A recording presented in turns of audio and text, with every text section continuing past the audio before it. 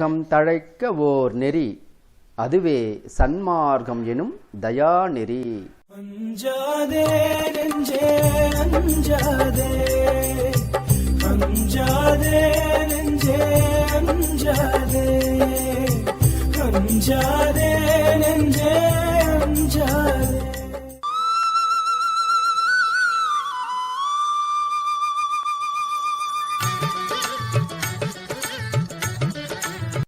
தாய் தமிழை காக்க இன்னுயிர் ஈந்த தொண்டர் ஆன்ற நல்லாண்மை நெஞ்சம் அறிவலாம் கொதித்து தீயாய் ஊன்றலோர் வரலாறாகி உலகிற்கே ஒளியை காட்டும் சான்றவர் வணங்கி எண்ணி சாடுவோம் தொண்டில் ஆழ்வோம்.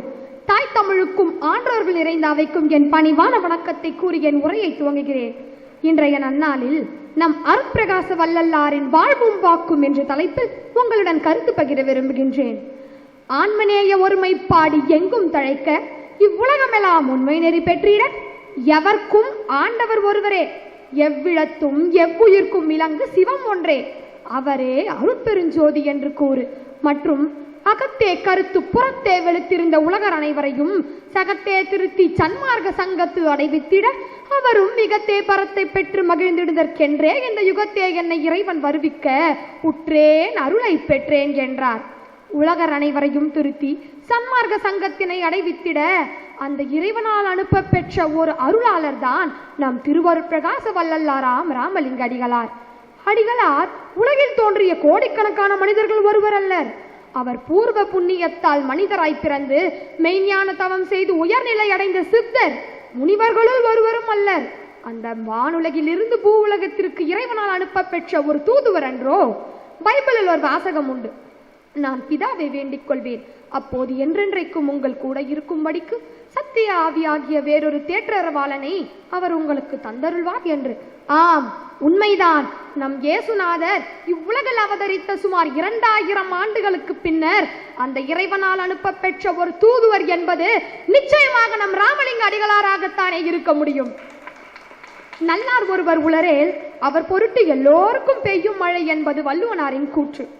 ஊர் வாழ உலகு வாழ தன்னை தியாகம் செய்த மகானுபாவர்கள் சிலர் வாழ்வதால் தான் இன்றளவும் நம் உலகம் வாழ்ந்து கொண்டிருக்கின்றது எனவே கூறலாம்.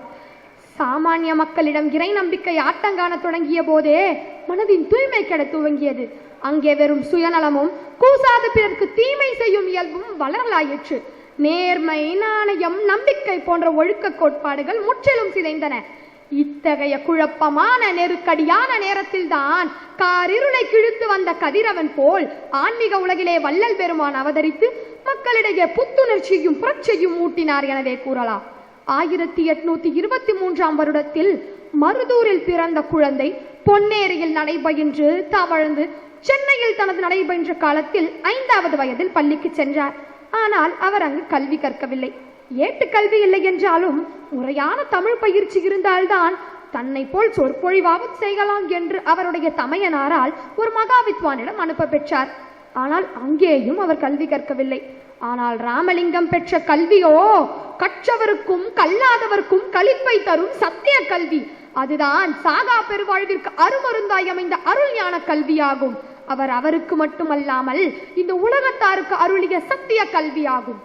ஓதாமல் உணர்ந்து அருட்பெருஞ்சோதியாக ஒளி ஓங்கி வீசிய வள்ளல் பெருமான் ஓதாது உணர்ந்திட ஒளி அணிந்து எனக்கே ஆதாரமாகிய அருட்பெருஞ்சோதி என்று அந்த இறைவனால் தனக்கு கிடைக்கப்பட்ட ஒளிநிலை குறித்து அவர் உறுதி செய்து உள்ளார். கற்றேன் சிற்றம் பல கல்வியை, பற்றேன் சிறுதெய்வ நெறியை, உற்றேன் கருணை நெறியை, பெற்றேன் இரவா பெருவாழ்வை என்று அந்த இறைவனிடத்தில் தான் கற்றது, பெற்றது, உற்றது பற்றி தன் திருவருட்பாவில் கூறியுள்ளார். ஓதாது உணர்தற்கரிய பெரிய உணர்வுகளையும் கலைகளையும் அவர் ஓதாது உணர பெற்றார்.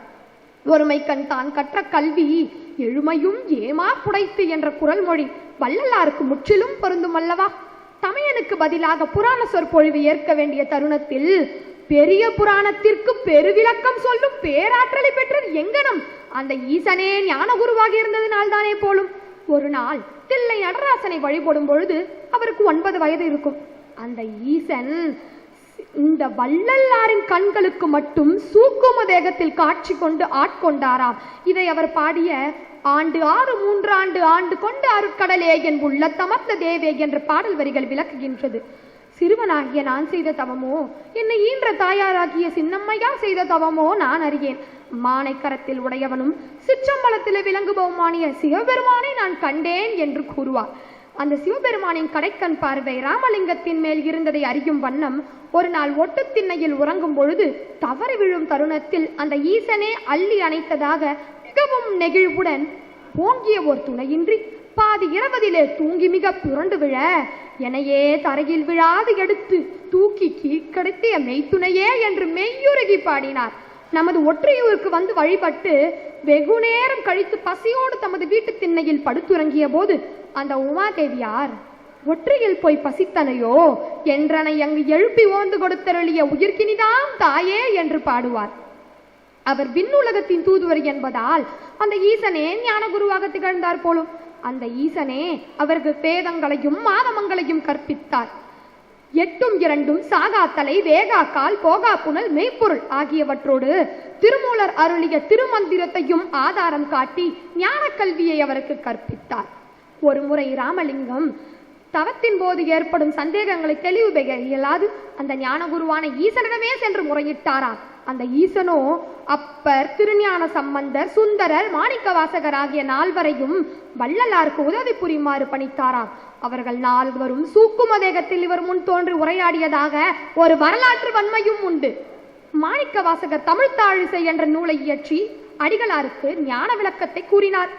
ஞான சம்பந்தரோ தவத்தின் போது பிரம்ம மந்திரத்தில் நுழைவதற்கு உதவி செய்ததோடு மட்டுமல்லாமல் பற்பல ஐயங்களுக்கும் விடையளித்து நெடுங்காலம் துணையாக நின்றார்.